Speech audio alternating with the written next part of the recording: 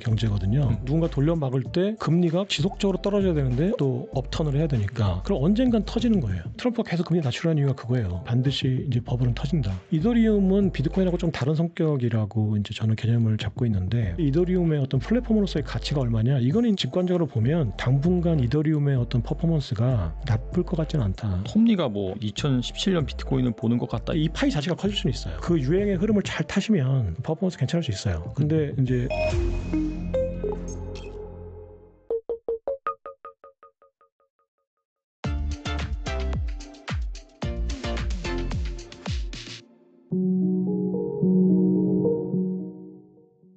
네, 김창익 대표님 모셨습니다. 안녕하세요. 안녕하세요. 네. 네, 또 대표님 모시고 현재 또 코인 시장이 뜨거운데 주요 이슈 한번 알아보도록 하겠습니다. 최근에 보니까 베스트셀러 인구 절벽의 저자 해리 덴트가 이 비트코인과 나스닥을 비롯한 이 기술주 전반의 버블이 상당히 심각하다라고 하면서 1929년 대공황 보다도 위험하다 이런 경고를 했거든요. 최근에 보니까 비트코인이 12만 달러 돌파했다가 갑자기 11만 달러를 하회하는 또 급락이 나오기도 했잖아요. 그래서 이런 움직임은 좀 어떻게 해석해야 되는지 궁금하네요. 그러니까 뭐 최근의 움직임이 뭐 급락인지는 모르겠는데 뭐 그 정도의 조정은 언제든지 있을 수 있는 거고 또 뭐 그 정도 폭의 또 상승도 있을 수 있겠죠. 근데 지금 말씀하신 그 작가님의 어떤 대공황의 어떤 가능성에 대해서만 일단 그냥 원론적으로 말씀드리면 지금 현대 경제 구조는 대공황을 이제 시스템 안에 내재하고 있는 구조예요. 경제 자체가. 근데 그게 무슨 얘기냐면 대공황이나 금융공황이라는 게 그 어떤 순간에 오는 거냐면 사실은 이제 그 유동성이 이제 긴축됐을 때 그러니까 쉽게 해서 지금의 경제는 돌려막기 경제거든요. 내가 빚을 빚으로 돌려막고 이제 그다음 세대가 또 빚으로 돌려막고 계속 이제 빚으로 돌려막는 구조인데 이게 이론적으로는 그 영구적으로 가능해요. 돌려막기가. 그 MMF라고 해서 현대통화이론이라고 해서 쉽게 얘기하면은 지금 트럼프 정부나 미국 정부의 어떤 국채 문제가 전혀 문제될 게 없다라고 보는 게 이제 MMF 이론이거든요. 그러니까 계속 돌려막기 하면 되는데 그리고 정부는 피아트 머니를 발행해서 그냥 주저익 원가를 들이지 않고 비용을 들이지 않고도 충분히 돌려막기가 가능한데 무슨 걱정이냐.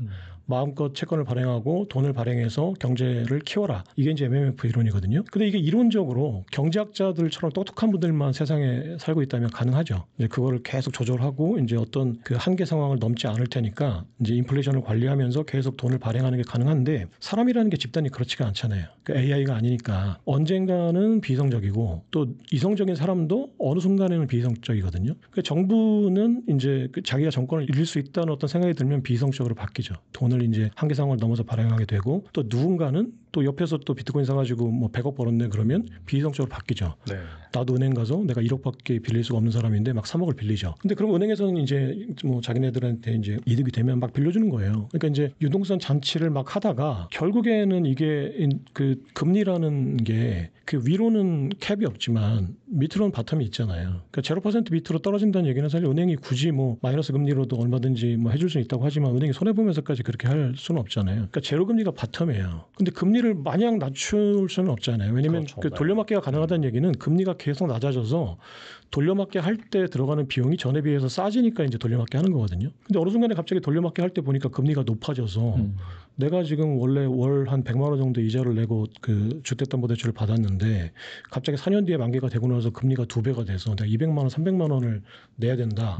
그럼 이제 월급 가지고 감당할 수가 없으니까 집을 팔고 뭐 그런 사람들이 여러 명 늘어나니까 이제 매물은 늘어나고 사는 사람은 없어서 이제 거기서 빵 터져버리는 거잖아요. 그러니까 지금 현재 피아트 머니 체제에서 계속 화폐는 발행돼서 화폐는 늘어나는데 인플레이션 문제 때문에 금리를 올렸을 때 그 돌려막는 비용이 이전보다 늘어난다. 그러면 이제 터지는 거예요. 버블이. 근데 지금 피아트 머니 구조에서는 이제 누군가는 계속 돈을 이제 어떤 정부든지 돈을 계속 찍어내서 화폐가 M2 통화량이 장기적으로 우상향하는 거는 구조화됐고 그럼 그걸 누군가 돌려막을 때 금리가 지속적으로 떨어져야 되는데 어느 순간에는 다시 또 업턴을 해야 되니까 그럼 언젠간 터지는 거예요. 그러니까 이제 이게 언제 터지느냐 몇 번 터지느냐 얼마의 규모로 세게 터지느냐의 문제지 반드시 터집니다. 그러니까 지금 이분이 경제를 잘 모르신다고 하더라도 그냥 어떤 사람이든지 간에 경제를 조금만 알면 얘기할 수 있어요. 대공황 옵니다. 네, 저도 얘기할 수 있어요. 100% 장담하는데 대공황 옵니다. 근데 언제 옵니까? 어느 정도 규모로 옵니까? 그건 몰라요. 네. 근데 대공황은 반드시 옵니다. 현재의 금융 시스템과 경제 구조에서는 불가피해요. 그리고 근본이제에서도 사실 1929년에 대공황이 있었으니까 대공황이 생기는 이유는 사실은 구매력이 양극화되기 때문이거든요. 그러니까 여기서 말하는 구매력이라는 건 화폐 규모하고 상관없이 그러니까 실제로 우리가 누군가 어떤 그 경제에서 뭔가를 살 수 있는 어떤 능력이잖아요. 화폐를 아무리 많이 찍어내도 이 구매력은 누군가한테 쏠려요. 어떤 경제든지 간에. 봉건주의에도 영주나 왕한테 쏠렸었고 지금 자본주의에도 금융세력들한테 쏠리거든요. 제조업 중산층들은 몰락하잖아요. 근데 구매력이 누군가한테 쏠린다는 얘기는 무슨 얘기냐면 그분들은 자산을 가지고 생산을 하게 되니까 항상 양극화가 극심해질 때에는 생산력은 극대화되죠. 그러니까 이재용 회장이 삼성 그 갤럭시를 양극화가 심해지면 이재용 회장이 삼성이라는 그룹이 갤럭시를 생산할 수 있는 능력은 극대화돼요. 그럼 갤럭시를 500만 대 생산하는 걸 1000만 대 생산할 수 있어요. 근데 문제는 구매력이 이제 양극화됐기 때문에 이재용 회장을 제외한 나머지 사람들이 갤럭시를 살 수가 없어요. 월급을 못 받고 또 월급을 받는다고 하더라도 인플레이션 때문에 극대화되어 있으니까.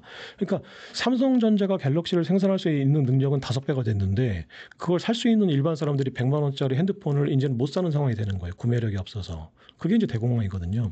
이제 이 산업적으로 얘기하면은 구매력이 이제 그 생산력이 극대화됐을 때 이제 월급을 못 받아서 실직을 해서 물건을 못 사는 상황이 됐으니까 이제 구매력이 없어서 대공황이 벌어지는 거고 지금 이제 MF 이론에 따른 그 금융자산의 시대에는 월가가 자기네들이 생산력이 극대화돼요. 월가의 생산력이 극대화된다는 게 무슨 얘기냐면 더 싸게 대출을 해줄 수 있는 거예요. 그럼 계속 대출을 해주죠. 더 싸게. 그럼 누군가 이제 계속 대출을 받죠. 근데 나중에 이게 양극화가 되고 나면 월가만 돈을 벌어서 더 싸게 대출을 해줄 수 있는데 그 대출을 받을 수 있는 사람이 감당할 수 없는 상황이 돼요. 이제 직장을 잃고 월급이 없고 또 인플레이션 때문에 구매력을 잃고 그럼 대출은 많이 해줄 수 있는데 그 대출을 받을 사람이 없어요. 그럼 그게 이제 금융자본주의 시대의 대공황이거든요. 그게 IMF 외환위기였고 그다음에 2008년에 글로벌 금융위기였어요. 그러니까 그냥 눈을 감고 아무 생각 없이 대공황 나는 겁니까? 그러면은 경제 원론을 조금이라도 배운 사람은 대공황 납니다. 근데 언제 납니까? 그럼 모르겠습니다. 그거는. 대공황은 반드시 나는데 근데 이제 지금 근미래에는 대공황이 날 가능성이 적다. 왜냐면은 금리가 지금 4.75%인가요? 그렇잖아요. 미국 기준금리가. 네네. 그러면은 아직까지는 금리를 낮출 여력이 있거든요. 그러면은 차원 비용이 그 전에 있었던 비용에 비해서 낮출 수 있는 여지가 있어요. 그럼 돌려막기가 가능해요. 근데 그게 이제 제로 금리가 되고 어느 순간에 다시 이제 금리를 인상할 시기가 되면 이제 차원 비용이 높아지니까 그때 이제 터지는 거죠. 근데 지금 트럼프가 계속 금리 낮추라는 이유가 그거예요. 대공황이 언젠간 버블이 터질 것 같은데 나 때 터지는 건 막아야 되잖아요. 모든 정권이 그렇잖아요. 그 다음 일은 뭐 누구도 상관 안 하는 거예요. 뭐 나는 그 트럼프 입장에서는 나는 뭐 트럼프 타워랑 그 마로라고 리조트 가지고 있는데 뭐 아무리 공항이 터지면 좋죠. 자산가들은 더 싸게 줍줍할 수 있으니까. 근데 자기가 집권하고 있을 때 터지면 안 되잖아요. 그러니까 무조건 파월한테 금리 낮추라고 하는 거죠. 네. 그러니까 대공황을 막으려고 하는 거죠. 반대로 얘기하면 침체를 막으려고. 그래서 금리가 4.75% 정도가 됐을 때 대공황이 날 가능성은 없다. 근데 잠깐 지연시키는 거다. 금리는 언젠간 0% 가까이 갈 거고 다시 상승 주기를 맞으면 터진다라는 거예요. 그래서 인류는 대공황을 막을 수는 없어요. 근데 이제 그거를 얼만큼 잘 관리해서 좀 뒤로 늦추느냐 그리고 또 그 규모를 좀 작게 충격을 작게 하느냐의 문제지 반드시 이게 상승 주기는 있거든요. 그러니까 그렇다면 반드시 이제 버블은 터진다.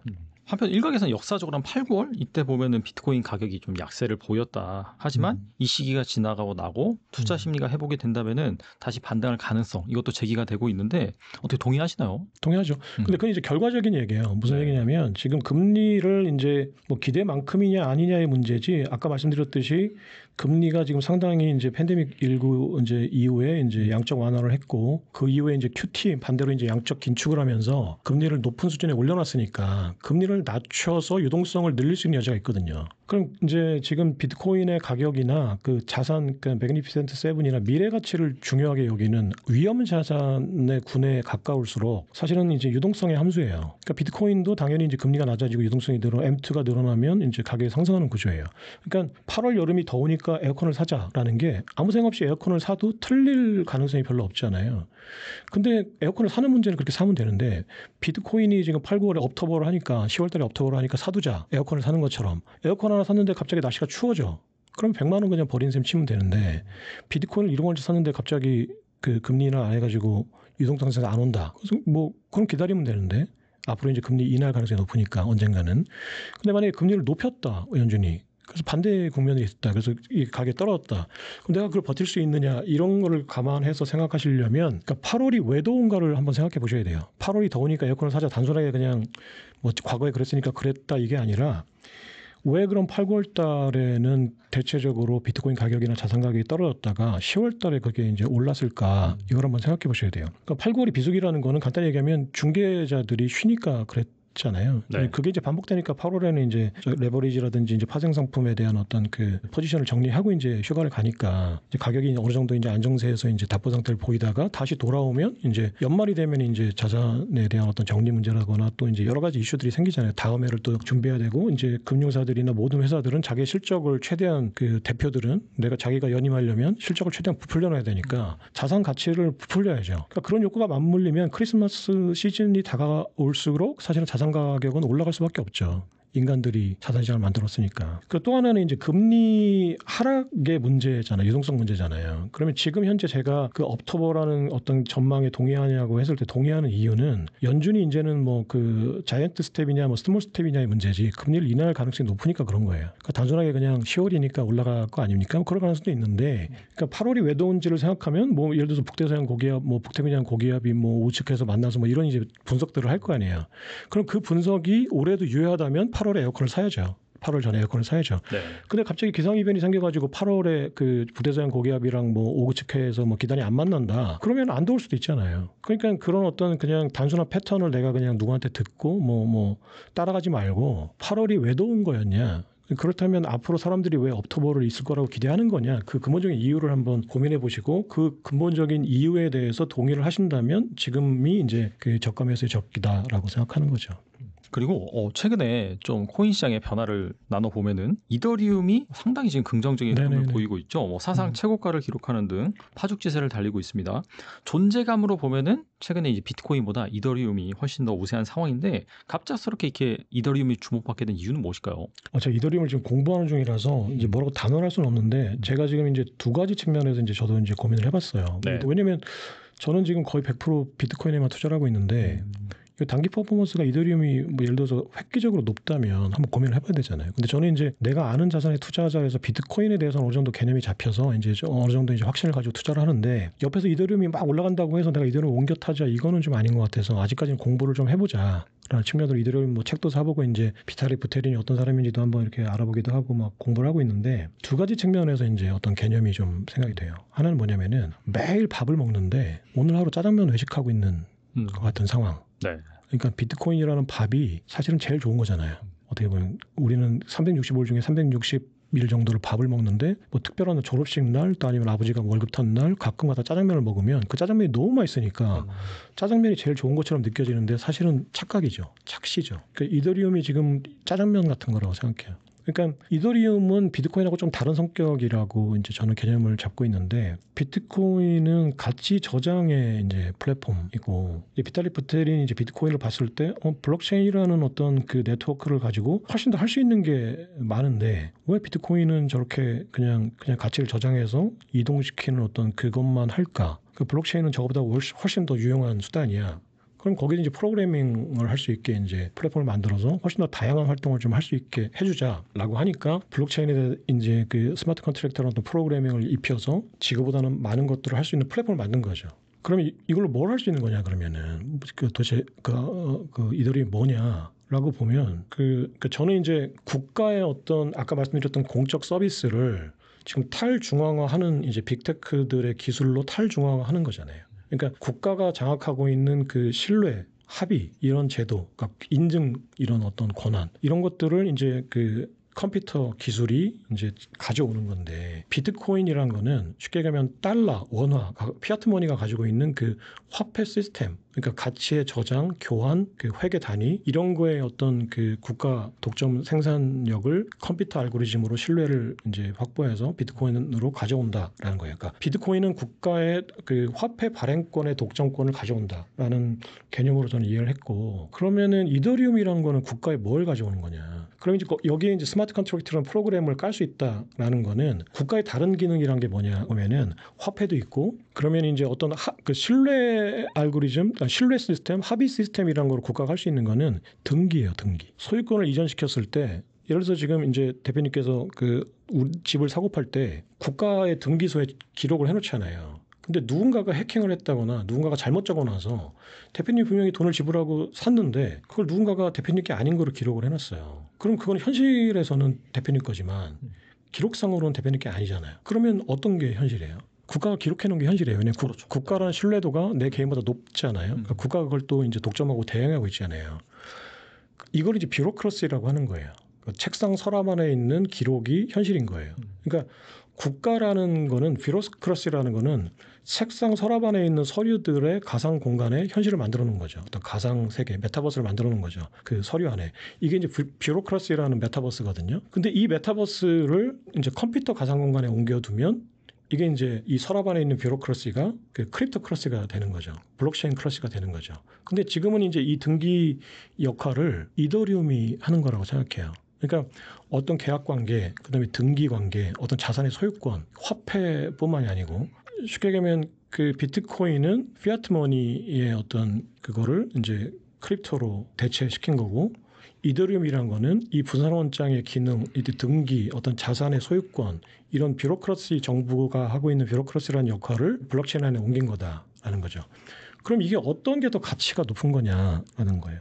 그러니까 엄밀히 생각하면 비트코인은 화폐라는 어떤 그 소유권만 내가 기록해 놓는 거니까 그럼 얘는 나머지 집에 대한 소유권, 뭐 주식에 대한 소유권 또는 나의 존재에 대한 존재 증명, 뭐 그 주민등록번호 이것도 이제 블록체인 안에서 이제 그걸 등기를 할 수 있다고 생각하면 그럼 화폐를 제외한 나머지 뷰로크러시 모든 뷰로크러시는 이제 이더리움이 하게 되는 거죠. 그러면 그렇게 생각하면은 이더리움이 비트코인보다 훨씬 더 역할이 다양하고 광범위하니까 더 가치가 있는 거 아니야라고 생각할 수 있잖아요. 얼핏 생각해 보면. 근데 그것도 뭐 100% 틀린 말은 아닌 것 같은데 그러면 당신이 지금 통장 안에 화폐가 10억이 있고 그리고 집에 대한 소유권 여러 가지 소유권들의 등기가 있는데 소유권을 증명해 주는 것뿐이지 그 소유권 자체가 아니잖아요. 그 소유권을 증명해 주는 그 플랫폼 역할만 하는 거죠. 실제 그 지배 가치가 저장되는 건 아니에요.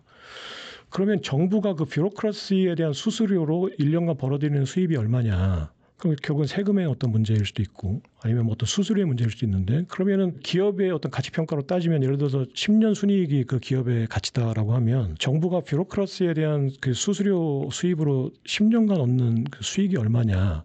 그냥 얼핏 생각해 보면 그러면 정부가 내가 등기부 등본을 열람하게끔 하고 발급해주고 소유권을 뭐 해주고 이런 어떤 스마트 컨트랙트를 이제 뷰로크러시가 하는 정부가 하는 그 수수료 수익이 얼마냐 이거로 가치를 따져볼 수 있을 거 아니에요. 예를 들면 그렇다면 우리가 그냥 얼핏 생각하는 것처럼 단순하게 그 화폐 이외의 나머지 뷰로크러시를 이더리움이 대응하니까 이더리움이 가치가 훨씬 더 커질 거다라고 단언할 수는 없어요. 화폐 자체의 구매력이 훨씬 더 클 수 있죠. 화폐 자체가. 그리고 또 하나는 그러면 이더리움이 그 뷰로크러시의 역할을 이제 정말 신뢰도 있게 기능할 수 있는 거냐. 그리고 거기에서 그 국가의 어떤 그 서랍 속에 있는 그 메타버스를 얼마큼 가져올 수 있는 거냐. 예를 들면은 지금 RWA라고 해서 이제 블랙록이나 이제 JP모건이 하려고 하는 그 주식, 채권, 부동산 이런 것들을 쪼개서 이제 토큰화 시켜가지고 팔면 그것도 이더리움 토큰, 이더리움 생태계 내에서 이제 그걸 인증해 주는 거 아니에요? 그러면 이제 실제로 돌아다니는 가치는 그 RWA 토큰의 가치죠. 그럼 이더리움은 이제 거기에 대한 가스비 수수료를 받는 거죠. 네네. 그럼 그런 개념으로 봤을 때 이더리움의 어떤 플랫폼으로서의 가치가 얼마냐? 이거는 이제 뭐 진짜 뭐 전문가들은 계산을 해보시겠지만 약간 다른 종류의 이제 자산인 거죠. 어떤 게 더 가치가 높다라고 할 수는 없는데 단기적으로는 지금 어떤 누군가 여기서 이제 이득을 취하기 위해서 서사를 만드는 어떤 주도자들, 대중들의 어떤 합의가 아니라 그러니까 지금 톱니라든가 네, 맞아요. 예, 네. 몇몇 이제 그 서사를 만드는 그 리더들이 이더리움의 서사를 막 부각시키고 있잖아요. 근데 그럴 때는 좀 조심하셔야 돼요. 그러니까 그분들이 자기가 이득을 얻을 때에는 대중의 이익하고 부합하는 어떤 방향으로 갈 수밖에 없겠지만 이분들이 이익을 실현할 때는 매몰차게 배신하거든요. 그러니까 누군가가 중간에 개입해서 이 가치가 지금 높아지고 있다라고 할 때는 내가 그 사람의 머릿속을 들여다볼 수 없다면 위험해요. 그러니까 지금 톱니가 무슨 생각하고 있는지 아무도 몰라요. 그 사람이 어떤 사람인지. 근데 그냥 단기적으로 그냥 직관적으로 보면 당분간 이더리움의 어떤 퍼포먼스가 나쁠 것 같지는 않다. 이 정도는 생각합니다. 근데 지금 당신이 앞으로 매일 짜장면을 먹을 수 있습니까? 아니면은 화폐를 가지고 있는 게 더 높습니까? 아니면은 내가 지금 그 등기부등본을 떼주는 어떤 서비스를 해주는 그 수수료 수익이 더 많습니까? 그거를 한번 스스로 판단해 보시면 될 것 같다. 됩니다. 어쨌거나 뭐 톱니가 뭐 앞으로 10년간은 비트코인보다 이더리움이 더 퍼포먼스가 좋을 것이다. 그리고 2017년 비트코인을 보는 것 같다 이렇게 분석을 했는데 뭐 일단 단기적으로는 또 앞에서 말씀하신 그런 밸류 산정도 가능하고 이더리움이 뭐 아웃퍼폼 할 수 있지만은 또 이제 이런 의도적인 푸시 이런 것들 감안하면은 좀 조심할 필요는 있다. 그렇게 그러니까 정리할 수 있겠네요. 네. 그렇죠. 그러니까 그 무슨 얘기냐면 지금 우리가 비트코인이나 암호화폐에 투자를 하려고 하는 거는 내가 어떤 그 차트 분석을 명확하게 해서 이제 고점과 저점을 명확하게 찍을 수 없다면 결국은 탈중앙화된 어떤 신뢰 체계에 투자를 하는 거거든요. 근데 이더리움은 지금 누군가가 자꾸 개입하잖아요. 비탈릭 부테린이 개입해서 자꾸 하드포크하고 네. 이유는 이제 뭐 선이라고 하지만 자꾸 뭔가 개입해서 바꾸거든요. 그리고 톱니라는 사람이 비트코인도 그런 식으로 뛰어오긴 했지만 지금 뭔가 자신의 이해관계하고 맞물려 있잖아요. 자신이 지금 그 비트 뭐를 저기 기업에 대해서 지금 그 재무 투자를 하고 있잖아요. 맞아요. 그 저기 스트래티지처럼 그러니까 제2의 마이클 사일러가 되고 싶어 하는 거잖아요. 그러면 그 사람이 그 자기 파이를 키우려고 지금 하는 거예요. 그러니까 아무리 선의의 그 플레이어가 있더라도 자산 투자를 하실 때는 상대방이 악의의 플레이어라고 생각하셔야 되거든요. 저 사람의 어떤 악의를 내가 간파를 하고 있어야 돼요. 비록 선이라고 하더라도 일단은 그 전제 조건은 그렇게 달아야죠. 그러면 도대체 톱니가 왜 저렇게 띄우는 거냐? 이해관계가 자기가 많이 이익을 취해간다 그러면 파이는 정해져 있는데 내 파이는 줄어드는 거죠. 물론 이제 이 파이 자체가 커질 수는 있어요. 근데 그러면 이제 제가 더 많이 가져가도 그 떡고물만 떨어져 내가 더 많은 파이를 가져갈 수는 있으니까 그 유행의 흐름을 잘 타시면 그 퍼포먼스 괜찮을 수 있어요. 근데 이제 그게 그렇게 쉽지 않을 거예요. 예.